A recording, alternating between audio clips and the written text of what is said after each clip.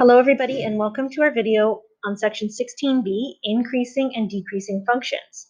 So now we're going to use derivatives to help us learn a little bit about the shapes of different functions curves. To know this, first thing we need to realize is that when we have a polynomial function, something like this, there's some different definitions we need to know. When the function is increasing, that means it's moving from a local min to a local max, so it's going up from left to right. Okay, when it's decreasing, the function's moving down as we move from left to right. I talked about local min and local max. On this graph, we have two endpoints. Okay, these endpoints are colored in, which means this is the end of the function that we care about.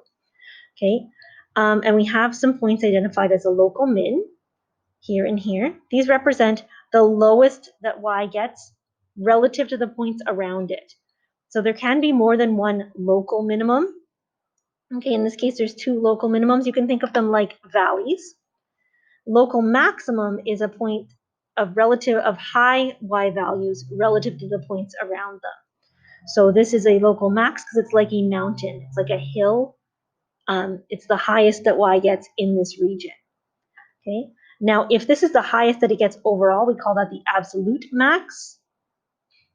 And if this is the lowest that we get overall, we call this the absolute minimum, or sometimes your book calls it a global minimum or a global maximum. But sometimes we just care about local minimums and maximums, little bumps along the way in our shape. Okay, so today we're going to talk about how can we use calculus to tell us if a function's increasing or decreasing without having a picture. Okay, so our formal definition for increasing is that a function is increasing on an interval s if all of the y values when x is a are less than the y values when x is b, for all a's and b's such that a is less than b. All this really means is a small x goes with a small y, okay? A larger x goes with a larger y. It's decreasing if for all of the y values on the interval, when a is smaller than b, f at a is larger than f at b. So in other words, a small x goes with a big y. When a is small, y is big. When x is small, y is big. When x is big, y is small. Okay. So now let's consider the parabola that we're very familiar with, y equals x squared. Okay. And what I want you to notice is that this has two parts to it. It has a vertex here, which is a local minimum. Okay, it's the point where we change from going down to going up. And we can see on this function that here we are decreasing and here we are increasing. As x gets bigger, y is getting smaller. Here, as x gets bigger, y is getting bigger.